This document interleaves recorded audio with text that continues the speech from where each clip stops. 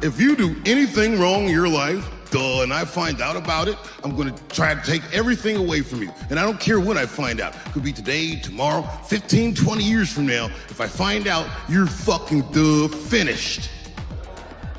Who's that? That's you. So I did not want to go back and forth with Katt Williams like that. That bothered me so bad. That really bothered me. It was a setup. Right. And remember, they tried to kill me this same weekend. Not in jokes, with a real gun in my real face on real camera. Started as a comedy interview that should have been forgotten by now. But years later, it's the one clash everyone still whispers about.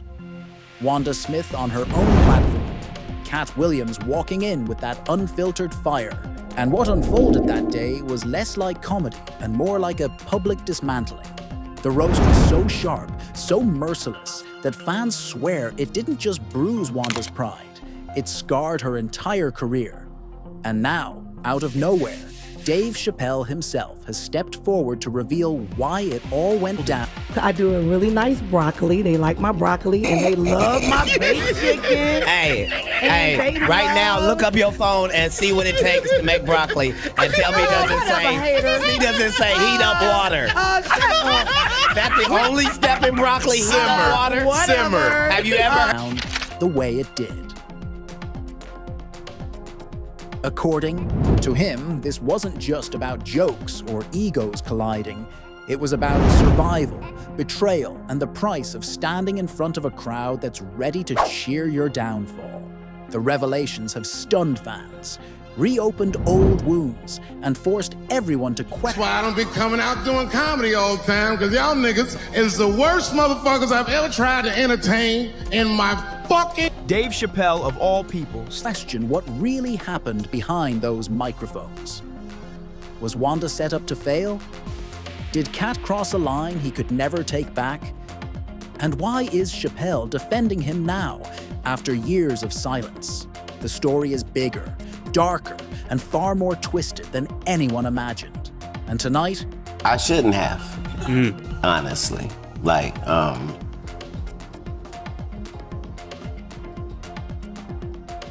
Some of these things are the reason that the enemy decides to go ahead and let you be famous, is your ability to tear down your own kind, no matter how high. we're pulling the curtain back on every explosive detail. The moment Katt Williams sat down across from Wanda Smith, the air inside that Atlanta studio turned heavy. Like everyone knew a storm was brewing, but nobody dared say it out loud. Wanda smiled for the cameras, but behind her, grin was tension. The kind that tells you something personal had already gone wrong before the microphones even turned on. Katt leaned back in his chair, eyes sharp, like he had already made up his mind. If she came for him, even slightly, he would scorch the earth. It played like a normal morning show interview. Wanda tried to keep the conversation light, but Katt wasn't in the mood for small talk. He started throwing jabs about the industry, about who gets elevated and who gets overlooked. And then he turned his focus on Tiffany Haddish. That was the first spark. Wanda defended her, called Tiffany real. But Katt wasn't having it. He cut her off with that trademark precision. Real doesn't write jokes, and Real doesn't tour the country. The studio fell quiet, and you could see Wanda's smile tighten like glass about to crack. Then came the question that changed everything. Wanda, maybe trying to flip the power back her way, asked him what meals he cooked for his kids. It sounded innocent, but Katt heard it as disrespect.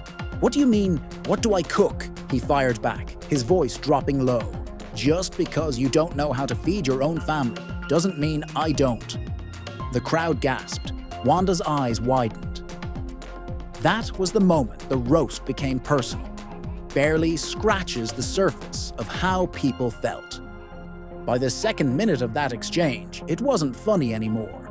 It was painful. Katt dragged her cooking, her kids, even her interviewing skills, and Wanda, desperate not to lose control, tried to laugh it off. but the cameras caught everything. The fake chuckles, the trembling hands, the way her co-hosts kept glancing at the floor as if hoping the whole thing would just end. And yet, Katt kept going. "Look up how to make broccoli," he sneered, mocking her live on air. "It says, boil water. That's the recipe. You burn water, Wanda." The studio erupted, but it wasn't laughter. It was shock, disbelief, and a sick kind of thrill. Wanda looked humiliated, but she refused to back down. She tossed in a jab about Katt's hair, about his arrests, but each time, he flipped it back on her like a heavyweight ducking punches. Behind the scenes, people were stunned. Producers whispered that Wanda had broken her own rule. She had promised before the show not to bring up Katt's kids or his legal troubles, but she had gone there anyway, hoping to rattle him. Instead, it backfired spectacularly. Fans watching live described it as a car crash you couldn't look away from. One said online, "It wasn't comedy anymore. It was Wanda drowning and Katt pulling her deeper." But here's where things took a darker turn. According to the rumors now resurfacing, Katt wasn't just defending himself. He believed the entire moment was a setup. He claimed later that Wanda had intentionally baited him, knowing her fan base would cheer her on if she embarrassed him.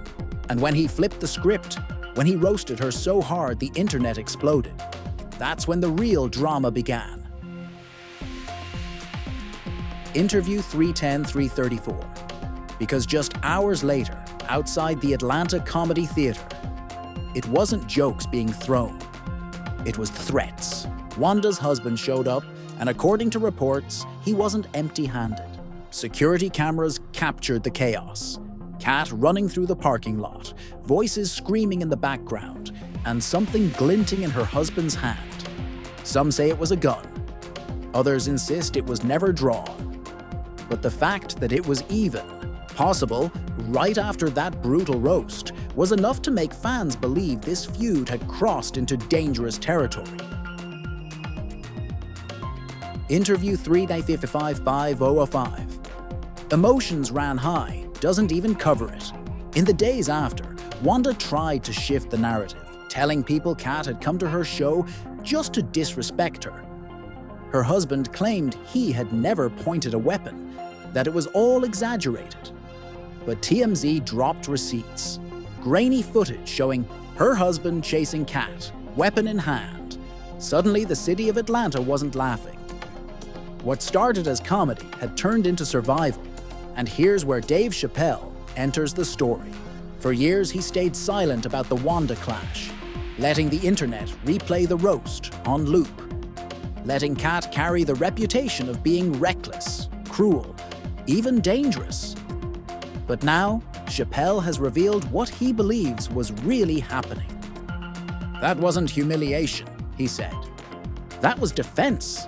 That was comedy doing what comedy has always done, snapping back when tested." He accused fans of rewriting history, of pretending they didn't know Katt was raw and unfiltered from the very start. To Chappelle, the outrage wasn't about what Katt said. It was about people looking for reasons to cancel him. "You can dig up anyone's past," Chappelle warned. "You can twist it, weaponize it, turn it into scandal years later. That's not accountability, that's destruction." But not everyone agrees. Wanda's supporters still argue that the roast cost her everything, that the ridicule, the backlash, and the fallout left her career in ruins. To them, Katt wasn't defending himself. He was tearing down another black woman on air. And no amount of comedy can excuse that. "He ruined her," one fan wrote. "And he never even said sorry." And that silence, that refusal to apologize, has become the fuel keeping this story alive. When Wanda passed away in 2024, Katt said nothing. No condolences, no tribute. Some say it was respect, that staying silent was the only way not to seem fake. Others call it cold, proof that the roast wasn't just comedy. It was personal. The truth? Somewhere in between. And that's why this saga refuses to die. Because behind the laughs, the jabs, the viral clips, there's a question that still hasn't been answered. Did Katt Williams humiliate Wanda Smith because she crossed a line? Or because he wanted to destroy her? And as Dave Chappelle finally speaks, defending Katt and blaming cancel culture, fans are more divided than ever. One side calling for accountability, the other shouting about free speech, and Wanda's name caught in the middle, even years after she's gone. The fallout from that morning roast didn't just stay in Atlanta, it rippled across the entire comedy world. By the next day, social media had exploded. Clips of Katt leaning into Wanda, mocking her cooking and firing off one-liners were spreading like wildfire. The hashtags were brutal. Dark Katt ended Wanda, York radio roast from hell. Fans were laughing, yes, but others were angry, claiming Wanda had been ambushed on her own turf. And in a city as tight-knit as Atlanta, the drama took on a life of its own. One radio listener posted, "I was in my car that morning, almost swerved off the road. This wasn't funny, it was bullying. Wanda deserved better." Another shot. Back. She came for Katt. He finished her. Don't step in the ring if you can't take the hits. The divide was sharp, and it only grew sharper as more details surfaced. Behind the scenes, Wanda was devastated. According to friends, she broke down after the show ended, furious at her co-hosts for not stepping in, furious at herself for letting Katt push her buttons. One insider claimed Wanda told her team, "He wasn't supposed to go there. He wasn't supposed to bring my family into it." But what she didn't expect was that Katt believed she had crossed him first, mentioning his children, his legals, troubles, the very topics she had promised to leave off the table. That's where the whispers of a setup began. Katt would later claim Wanda deliberately tried to humiliate him, that she wanted to make headlines at his expense, and when he turned the tables, the story flipped on its head. Instead of Wanda being the victor, she was suddenly the target of nationwide ridicule. And then came the parking lot incident. Security footage painted a picture no one could deny. Wanda's husband, Lamorris, storming across the lot, chasing Katt with what appeared to be a weapon in his hand. You can see the panic in the video. Katt sprinting into a grocery store, people scattering, screams echoing in the background. Wanda caught in the middle, yelling, trying to calm things down. But the damage was already done. Police reports were vague, statements conflicted. Lamorris insisted he never pointed a gun. Wanda swore Katt had provoked him. But the visual of that weapon, that single frame of footage, became the headline everywhere.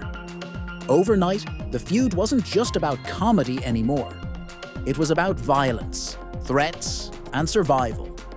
Emotions ran high, one Atlanta journalist wrote, and the city hasn't been the same since. What most people forget, though, is how quickly the dominoes fell for Wanda after that. Within months, she was suddenly off the air. V103 cut ties quietly. No public explanation, no official scandal. But the streets connected the dots. Her jabs about Katt being Lil Mama, her insinuation that he might be gay, those comments didn't sit well in Atlanta's massive black LGBTQ+ community. The whispers turned into shouts. Wanda had crossed the wrong line, and the backlash swallowed her whole. And while Wanda struggled with the fallout, Katt kept moving forward. He didn't comment on her firing. He didn't celebrate her downfall. He simply carried on, as though the feud never happened. But in reality, he never forgot. He carried it with him, tucked deep inside, waiting for the right moment to finally tell his side. Years later, on his explosive Club Shay Shay interview, in 2024, he dropped the bombshell. He claimed Wanda had broken her promise before they even went on air, that she had blindsided him deliberately. And the roast, that was him defending himself, nothing more. He even claimed Wanda's husband's confrontation wasn't random, it was orchestrated. A setup. a plot to embarrass him, maybe even endanger him. That weekend, Katt said, they tried to take me out, not in jokes, with a real gun, in my real face, on real camera. That revelation reignited the entire debate. Fans who once blamed Katt started to wonder if he had been the victim all along. And then Dave Chappelle stepped in, pouring gasoline on the fire. Comedy is the last safe zone, Chappelle said. You can't punish a man years later for doing what comedy has always done, snapping back when someone comes for you. If Wanda didn't want smoke, she shouldn't have lit the match. The internet lost its mind. Some applauded Chappelle, calling him brave for defending another comedian. Others slammed him, accusing him of protecting toxic behavior. He's excusing cruelty. One fan tweeted, "Comedy shouldn't destroy lives." But another clapped back. If Wanda couldn't handle a roast, she should have stayed off the mic. Katt didn't humiliate her. He exposed her. What made the moment even more shocking was the timing. Katt had just publicly apologized for mocking Michael Jackson in one of his old specials, admitting that those jokes were wrong, that they were part of an industry agenda to pit black men against each other. Fans immediately demanded, if he can apologize to MJ, why can't he apologize to Wanda's family? And yet, silence. When Wanda passed away in 2024, Katt said nothing. No condolences, no tribute, not a word. And for some, that silence was the loudest statement of all. To them, it was proof he never regretted what he did. To others, it was respect. Better to say nothing than to risk being called fake. But either way, the absence of words kept the wounds wide open. Chappelle's defense only made the divide sharper. Y'all dig up clips just to ruin people, he argued. That's not justice. That's entertainment disguised as outrage. He warned that cancel culture was eating comedy alive, twisting old moments into new scandals for clicks. And in many ways, he was right. The Wanda clip was years old, but it still had the power to dominate headlines, to stir emotions, to divide fans like it had just happened yesterday. Even comedians themselves couldn't agree. Some said Katt had gone too far, that roasting Wanda on her own platform was unprofessional, cruel. Others praised him, saying he was simply playing the game, doing what comics do best, turning shade into fire. The comedy world split into camps. Friendships strained, alliances shifted. Wanda's supporters felt abandoned, while Katt's defenders felt vindicated. And the fans, they were left divided too. Comment sections turned into battlefields. One side demanding apologies, accountability, justice. The other side shouting back about freedom of speech, about not silencing comedians, about the hypocrisy of loving raw comedy until it cuts too close. What started as a 20-minute radio segment had become a cultural war. And the question hanging over everything was this: if Dave Chappelle was right, if Katt Williams was simply defending himself, then why did it cost Wanda everything? The firestorm around Wanda Smith and Katt Williams didn't just stay in comedy circles, it spilled into everyday conversations, barbershops, salons, family dinners. People weren't just debating jokes anymore. They were debating morality, loyalty, even survival. And every time the clip resurfaced online, emotions ran high all over again. By 2019, Wanda's absence from the radio was undeniable. Listeners tuned in expecting her voice, but she was gone, replaced by someone safer, less controversial. Fans who had supported her for decades were stunned. She gave her life to that station, one longtime listener said. And after one bad week, she vanished. That ain't right. But others felt the silence was deserved. She embarrassed herself. She embarrassed Atlanta, one critic posted. The station did what they had to do.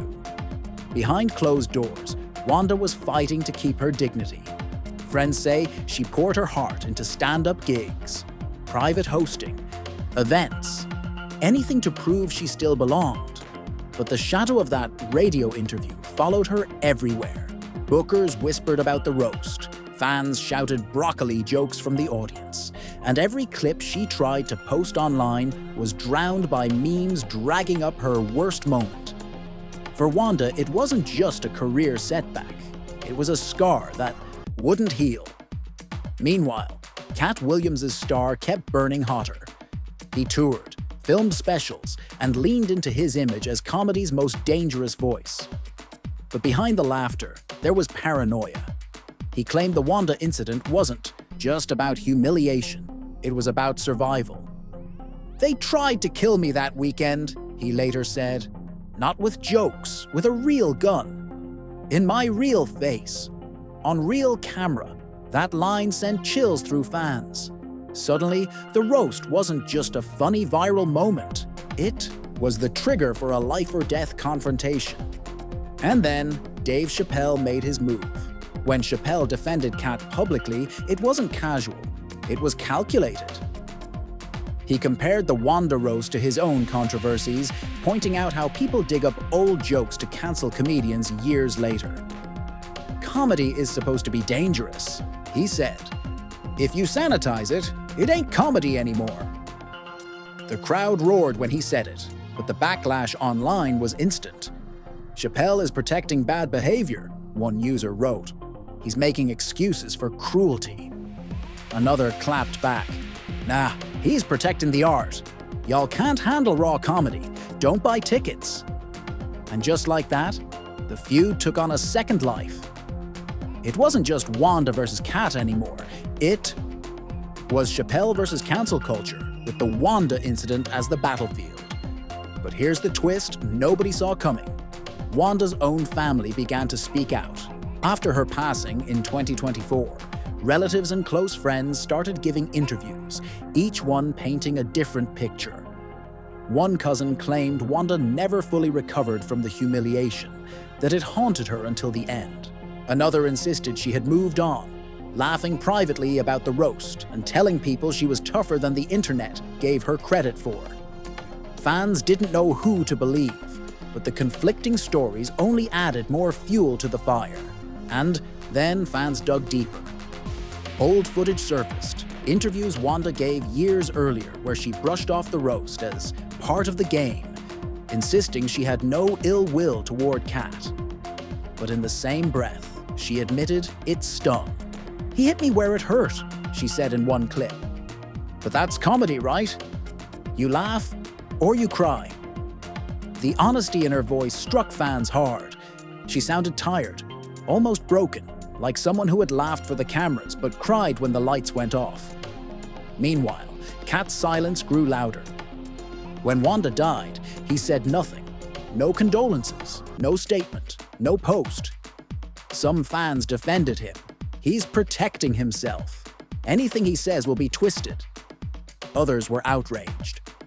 How can you roast a woman on air, watch her career crumble, and then stay silent when she dies? One angry user posted. Cold-blooded. And that's when a new conspiracy theory began to spread. That Wanda's firing, her humiliation, and even her eventual fading out of the spotlight weren't just fallout. They were orchestrated. Fans speculated that industry insiders had used the clash to silence Wanda, to push her aside for fresher faces. Katt himself hinted at this during his Club Shay Shay interview, saying, "The enemy lets you be famous because you'll tear down your own kind." To some, that was just Katt being paranoid. To others, it was a confession that the Wanda roast wasn't an accident. It was the perfect storm created by people who knew exactly how to pit two voices against each other for profit. Profit. The drama didn't stop there. After Chappelle's defense, more comedians began weighing in. Some supported him, saying Wanda had stepped into the ring and lost fair and square. Others sided with Wanda, arguing that Katt had punched down, attacking, a woman who wasn't prepared for that kind of heat. Comedy clubs turned into debate stages. Podcasts ran hour-long breakdowns of the roast, frame by frame, like it was the Zapruder film. And through it all, fans were torn. Was Katt the villain who ruined a woman's career? Or was he the victim of a setup, forced to defend himself in the only way he knew how? The truth got buried beneath the noise. But one thing was clear. The Wanda versus Katt saga had outgrown the roast itself. It became a mirror for bigger battles between free speech and cancel culture, between men and women in comedy, between raw talent and industry politics. And in the middle of it all, Wanda Smith's name kept resurfacing, a reminder of a career that once shined brightly, only to be eclipsed by a single unforgettable morning. As one fan tweeted, Wanda versus Katt wasn't just a roast. It was the day comedy showed us how cruel it can really be. By the time 2024 rolled around, the Wanda Smith versus Katt Williams feud had transformed from a messy radio moment into one of comedy's most infamous cautionary tales. It wasn't just about two people trading barbs anymore. It was about reputation, legacy, and the unforgiving power of the internet. When Wanda passed away, the silence from Katt Williams was deafening. Fans scrolled his socials, waiting for even a single line of condolence. Nothing came. No tribute, no acknowledgement, not even a repost of an old photo. And that silence became the loudest headline of all. Cold, one fan wrote. Even your enemies deserve respect in death. Another defended him. What could he have said? If he posted anything, people would have dragged him for being fake. And just like that, the divide deepened. Was Katt's silence an insult, or the only way to protect himself? That's when Dave Chappelle doubled down. On stage in front of a sold-out audience, Chappelle didn't hold back. "Y'all want blood," he said, his voice sharp. "You want to drag a man for defending himself. You want him to apologize to ghosts. For what? For being funny?" The crowd erupted, half in cheers, half in uncomfortable murmurs.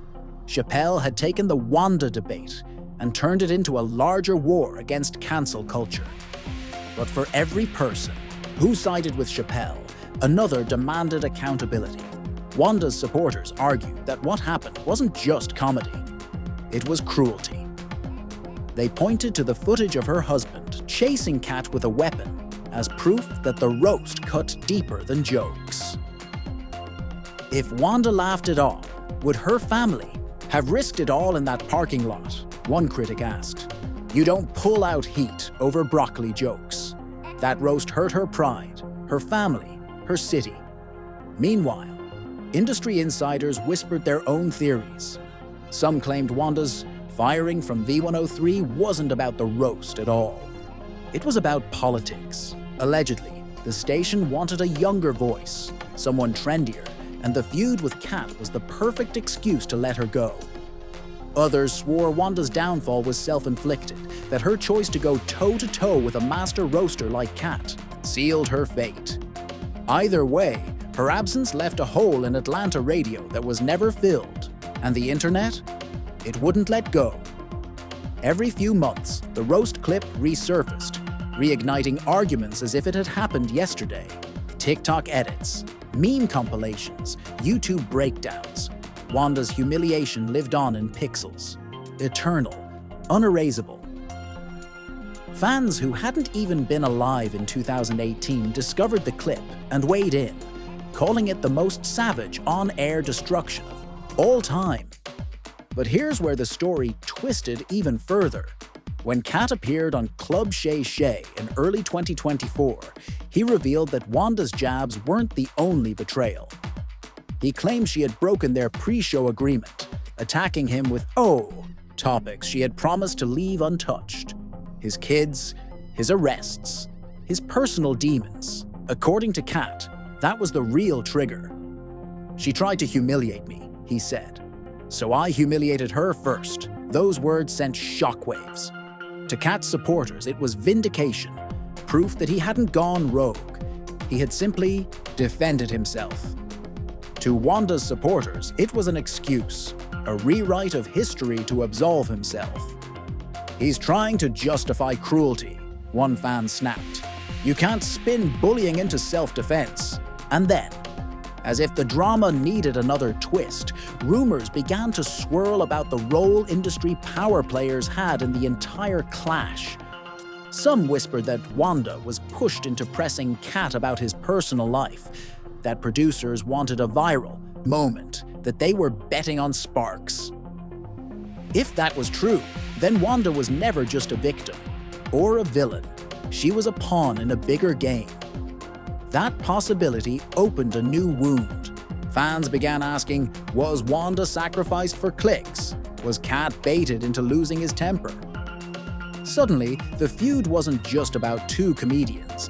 It was about the exploitation of black entertainers for viral moments, profit and controversy. And through all of this, Dave Chappelle kept hammering one point: comedy must remain untouchable. "They tried to cancel me. They tried to cancel Katt, and they'll try to cancel the next one too," he said. But if comedians stop talking, stop roasting, stop telling the truth as we see it, then y'all won't have comedy left. You'll have silence. The irony was brutal. Wanda had already been silenced, first by a roast, then by a firing, and finally by death. And Katt? He remained untouchable, his silence louder than any apology, his defiance sharper than any joke. By late 2024, the Wanda vs. Katt saga had become more than entertainment gossip. It became a cultural symbol. For some, it was proof that cancel culture had gone too far, that comedians couldn't say anything without risking their careers. For others, it was proof that cruelty disguised as comedy could destroy lives. And in the middle of it all, Wanda's name lived on as both a cautionary tale and a rallying cry. The tragedy: we may never know the full truth. Did Wanda break her word and bait Katt? Did Katt go too far out of ego? Did the industry set them both up for ratings? The answers are tangled, lost to time, drowned by opinion. But one thing is certain: no matter where you stand, you can't deny the power of that moment. One interview, one roast, one parking lot confrontation, and years later, we're still talking about it. The saga of Wanda Smith and Katt Williams didn't just change their lives, it changed comedy forever. And so here we are, years later, still caught in the aftershocks of a single morning that spiraled far beyond comedy. What should have been a routine interview became one of the most replayed, dissected, and debated moments in modern stand-up history. Wanda Smith, a voice Atlanta once cherished, left behind a legacy overshadowed by humiliation and tragedy. Katt Williams, a man who has always thrived on controversy, walked away both scarred and untouchable, his silence as deafening as his jokes were sharp. And Dave Chappelle, ever the lightning rod, stepped into the fire, refusing to let cancel culture rewrite the rules of comedy. Without a fight, the questions linger, haunting like echoes. Did Wanda bait Katt? Or did Katt push too far? Was it all a setup for ratings? Or simply two personalities colliding in the worst possible way? Should an apology be owed to her family? Or would it be nothing more than a hollow gesture at this point? Fans remain divided. The internet keeps the flames alive. And the truth sits buried somewhere between memory, ego, and entertainment. But one thing is undeniable. That clash revealed just how fragile the line between laughter and cruelty can be, and how quickly a moment meant for comedy can tip into something much darker. Now we turn it over to you. Was Katt Williams justified in roasting Wanda Smith the way he did? Was Dave Chappelle right to defend him, or has comedy gone too far hiding behind the shield of just jokes? Drop your thoughts in the comments below. We want to hear every opinion. And if you've been hooked by this story, don't forget to hit that like button, Subscribe for more deep dives into the biggest showbiz scandals, and share this video with a friend who remembers the chaos. Because one thing's for sure, the Wanda versus Katt saga may be over, but the debate will never die. Never die.